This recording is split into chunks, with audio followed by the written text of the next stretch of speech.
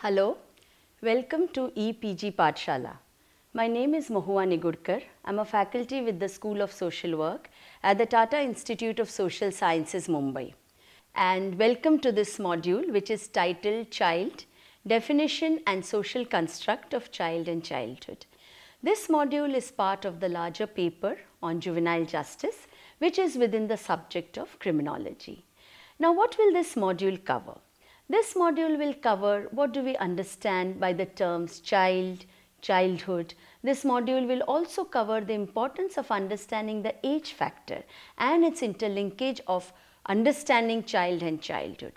The module will also briefly delve into the history of childhood, how childhood as a concept has evolved over time and place, and also for us to understand that while child may have a definitive age component, childhood, well, there is no universal definition.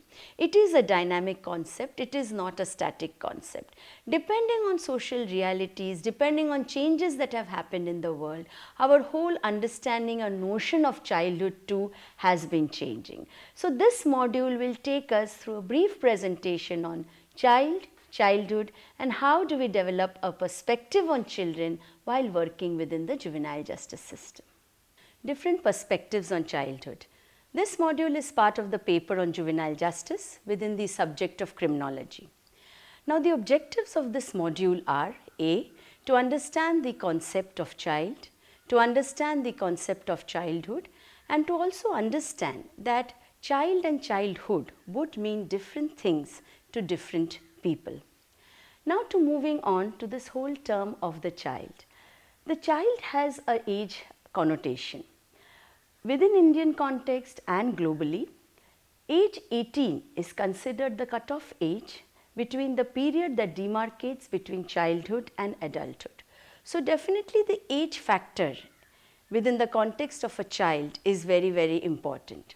However, childhood as a concept is very different.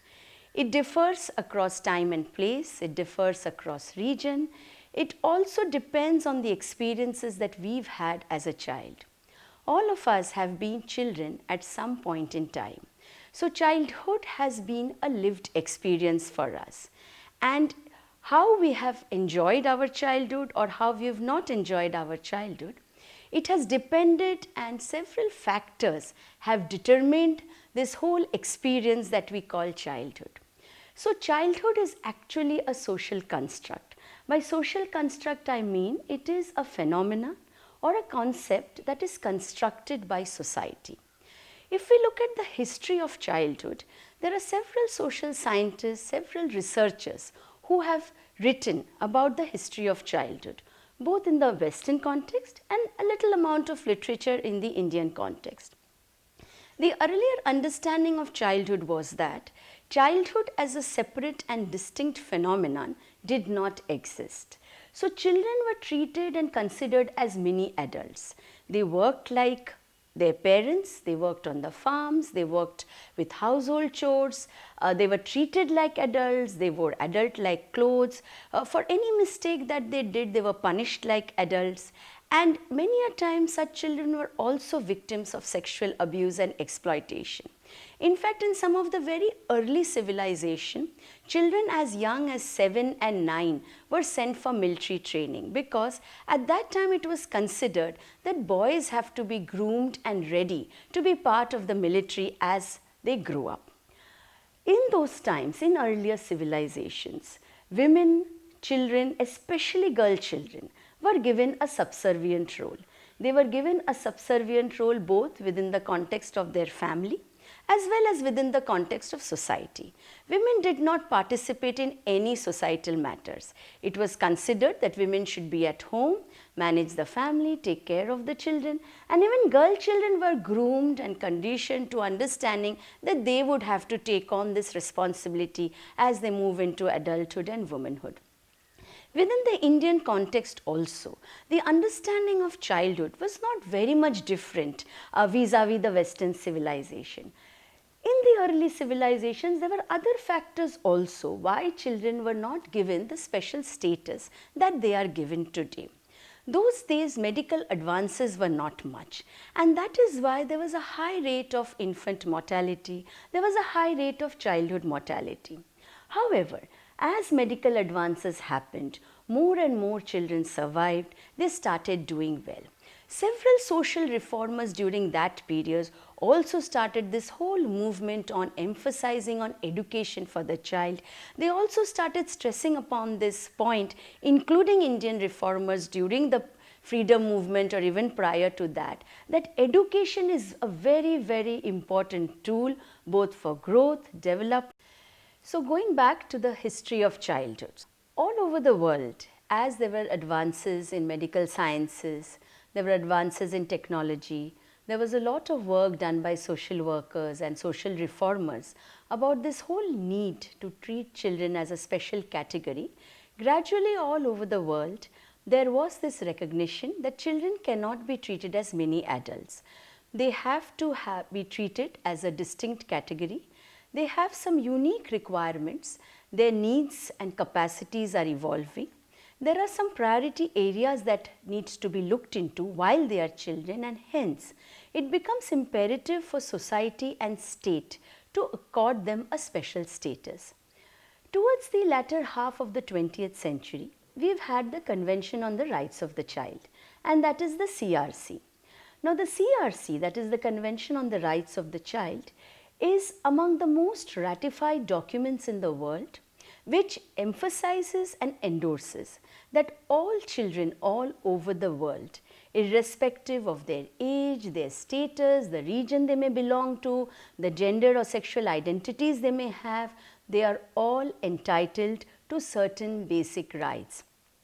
Among the several sets of rights that has been outlined in the CRC emphasizes on best interest of the child, right to participation, right to survival, right to development, and I would encourage all of you to read this document, the Convention on the Rights of the Child, and build your own understanding on the CRC. In India, post-independence, after partition also, through different 5-year plans, through different kinds of policies and schemes, the government of India has tried to accord this special status to children, and it all began with children being recognized as a vulnerable group in the Constitution of India itself.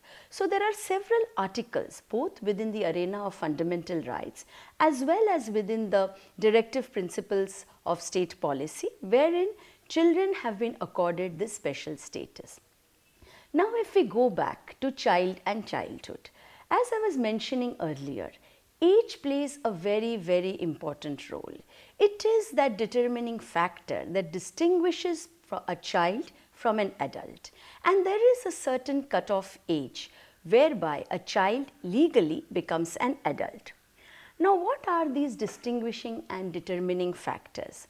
Well, if we look at age as a cutoff factor or age as a very important criteria for understanding child and childhood, then you will see that there are special programs for children, both within the arena of legislation, within the arena of policy, within the arena of schemes that the government of India has introduced. There are NGO and civil society initiatives, and some of the critical areas are immunization, nutrition, education, healthcare, right to protection, prevention of abuse and exploitation. In all of these areas, age does play an important role. For example, a 1-day-old baby or a newborn baby, critical needs would be that of immunization, critical needs would be that of safe delivery practices. Critical need would be that of maternal and child health care. But if you are looking at a 15-year-old boy, if you are looking at a 16-year-old girl, if you are looking at a teenager with any kind of gender identity, then probably based on their age and stage of life, critical need would be their future, their career plans, what is it they want to do after class 10, after class 12. If you look at an 8-year-old child. Then probably the critical need is the child having access to schooling? Is the child's identity getting shaped? Is the child's self-confidence getting built? So when we look at needs and age of children, there would be two kinds of needs. One kind of needs cuts across all age groups of children. So some of the basic needs such as love and care, affection of adults, guidance and direction to children, health care, education, protection, these needs would be common across all age groups. But again, there would be certain set of needs which are very critical for certain age groups, what I was mentioning just earlier. So when we are looking at children, when we are looking at child and childhood, there are so many dimensions and aspects to it. And then when we study something like a Juvenile Justice Act within or the juvenile justice system, it is very important to be conceptually clear about what is child, what is childhood, and then who are the children who are coming within the profile or who are coming within the purview of the juvenile justice system. Now if we look at childhood, as I was mentioning earlier, there are many factors that determine childhood. All of us, as I was sharing earlier, we have been children before and we have our own positive and negative memories of it. Now if we look back and think for a moment, we may find that some things happened very well in our lives and it has shaped what we are today. It has influenced our thoughts, our behavior, it has shaped our personality. We have a certain positive outlook towards life, and if we reflect back on all the experiences that we've had as children, then you will find so many things happened well for us when we were children. Unfortunately, in a country like India, not all children have had a happy childhood and not all children are experiencing a happy childhood. A large number of children are growing up in an atmosphere of apathy, atmosphere of neglect, in an environment of abuse and exploitation, lack of access to basic resources or basic entitlements rather, like education, like healthcare, like protection, and so on and so forth. So if I briefly outline what are the factors that would impact childhood experiences, I would say one is the family the child is born into, the kind of resources the family has, the relationships that the family, the parents, the extended family members, the siblings develop with the child. Is this child growing up in a feeling, in an atmosphere of trust? Is this child growing up in an atmosphere of care and nurturance? So family, familial relationships, the socio-economic factors that impact family also impact childhood experiences. Poverty is not the direct cause of crime, but poverty exacerbates situations of vulnerability. Then comes identity. The child who is born into a family, the class, the region, the religion, the gender identity, all of it shapes and impacts childhood. Then would come biological characteristics, basic genetic traits, basic endowments that a child comes into the world with. So whether we like it or not, a tall child, a thin child, a fair complexion child, a dark complexion child, a child who is very good with academics vis-a-vis a child who is not good with academics, a child who may be wanting to do sports but is not very talented in sports, all of these factors impact childhood experiences positively and negatively. Then a very important structural factor, very important systemic factor, as we say, is access to resources. So let's say a child growing up in a large metropolis like Mumbai, or growing up in large cities like Delhi or Bangalore or Kolkata, their childhood experiences will be very different from a child growing up in a remote tribal hamlet, from a child growing up in a rural area, from a child who is suffering or maybe facing drought situation in Maharashtra, from a child who is maybe in areas where there is a lot of conflict happening. So structural factors, strife in society, violence that is happening both within family and outside, all these also impact childhood. So when we look at child and childhood, it's very important to have a contextual understanding of it. We cannot apply one uniform definition for childhood experiences. Many times we tend to analyze childhood based on our own childhood experiences. That may not be sufficient. We need to understand that it is highly contextual and it depends and differs from individual child to child, while the age of the child, there is a definite component in terms of age 18. Then a very important factor in, or dimension rather, in understanding child and childhood is the image that we have of children in society. So all of us have a certain image of a child, right? So we may view the child as mischievous, we may view the child as naughty, as innocent or carefree, or we may view the child as very wild and disobedient and not listening. So we all have images of child, who a child is. Many times when we think of a child, we always tend sometimes to think of somebody very young. But children and childhood only does not refer to very young persons. They actually refer to all young persons who have not completed the age of 18 years. And that is very important for us to remember and to recognize and acknowledge also, because India has ratified the Convention on the Rights of the Child. Once a country ratifies the Convention on the Rights of the Child, the country has become, then takes on this mandate of harmonizing all its national laws, policies, schemes and programs to make it child's rights based, to frame it within the perspective of child's rights and child protection. So coming back to this image of childhood, now when we have images of who a child is, who an adult is, there are certain expectations and that comes with that image, and along with this image there is also a certain role that society would expect a child to play or an adult to play. Now many times children get into behaviors which are not really childlike. Similarly, sometimes we adults may get into very childish behaviors or childlike behaviors. But does that really make us children just because we are exhibiting a childlike or a childish behavior? No, we still continue to remain as adults. So similarly, let's say for example, a 12-year-old boy is working in a garage, is earning a meager salary, but his salary goes into supporting his entire family. And he has been working for the last 2 years. So he has started working at the age of 10. Now, is he a child? Or let's say two 17-year-old college-going students get into a romantic relationship, decide to run away and get married. So, are they children? Or let us say a 16-year-old boy takes the keys of his father's car, goes out on the streets without a license, gets into rash driving, gets into accident and comes under the juvenile justice system as a child in conflict with law. Now, would you consider this boy a child? Or let us say a 15-year-old girl child has been given into marriage. Now she already has a young child of her own. So would you consider this mother a child?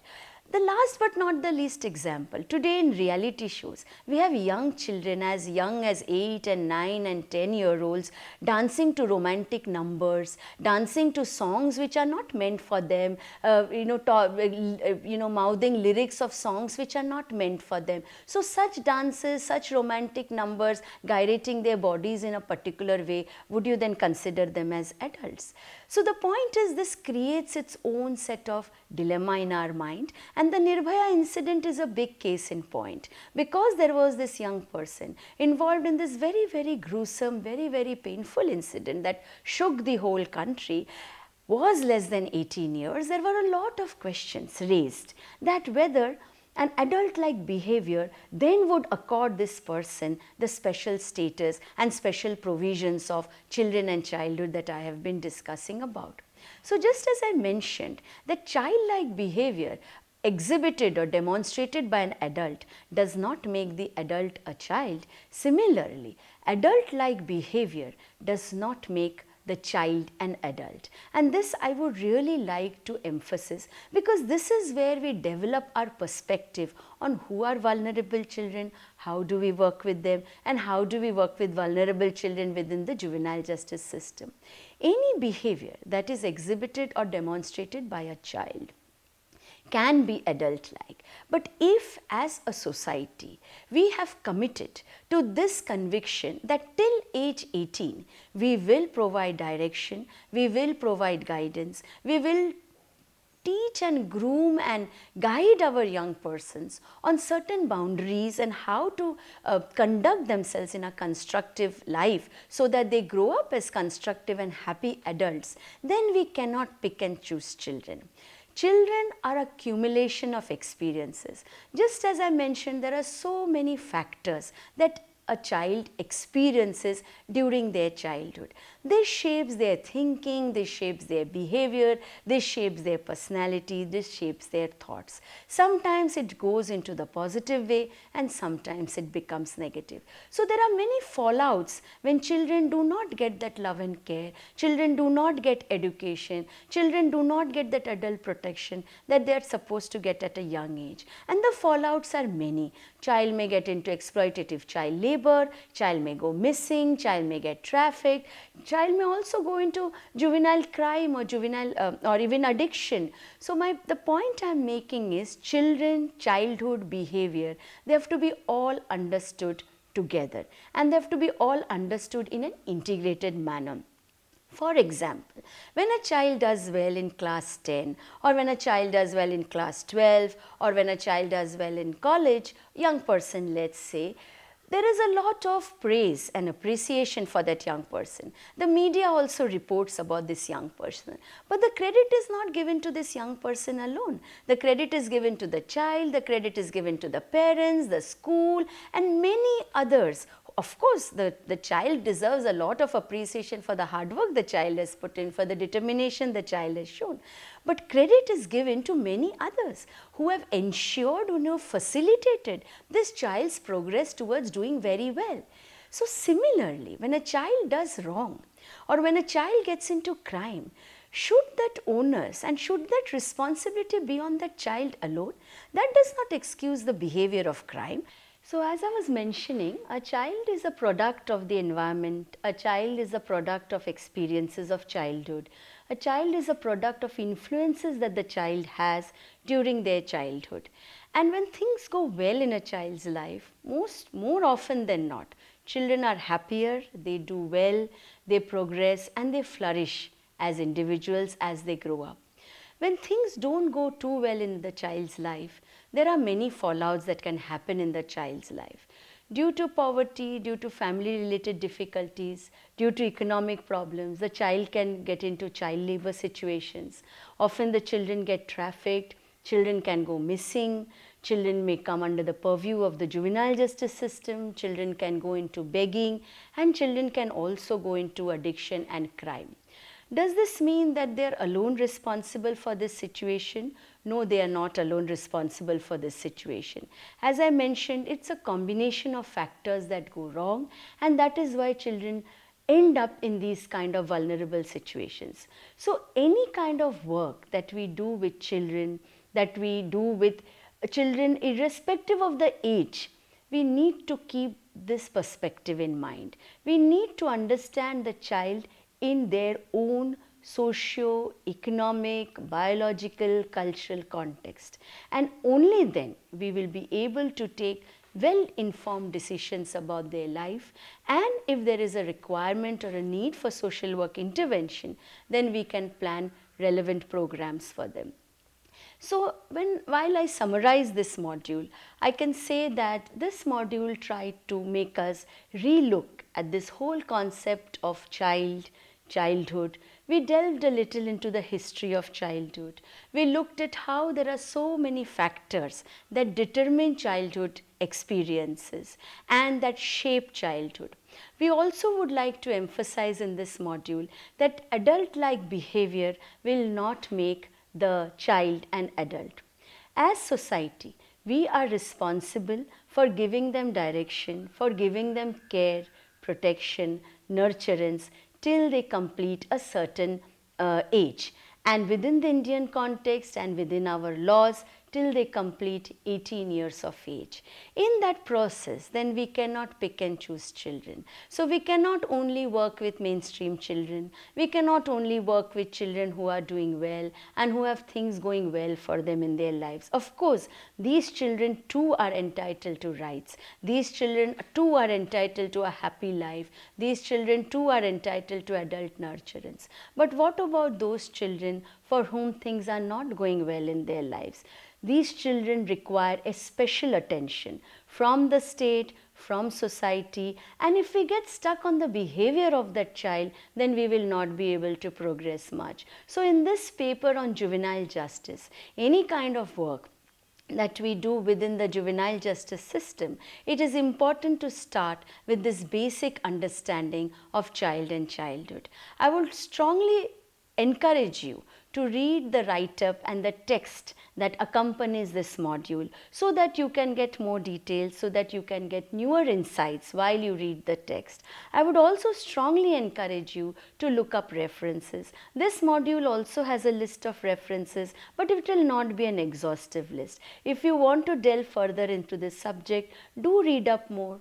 Do build your understanding, do develop your own thoughts and positions on who children are, what childhood is, what is vulnerability, and then we can go out into society as very, very effective advocates of child rights and child protection. So I end this module here. Thank you very much.